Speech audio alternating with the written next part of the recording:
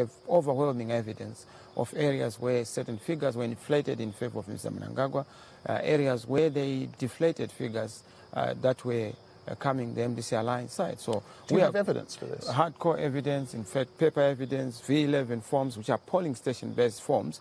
Those we are going to use at appropriate levels in engaging ZEC, but also in articulating our message to the international world. But more importantly, we want to appreciate the support we've had from the international community for genuine, free and fair elections, and also for making sure that there's accountability, which has been lacking in this election. Do you really think you can overturn the presidential result in the courts? We are not going to overturn anything. If anything, what we are going to overturn is the declaration by ZEC. The result is in our favor. It's not as if we've been defeated. We had more votes than Mr. Mnangagwa in the popular vote. I won the presidency. Mr. Mnangagwa was then declared president. So there's an anomaly.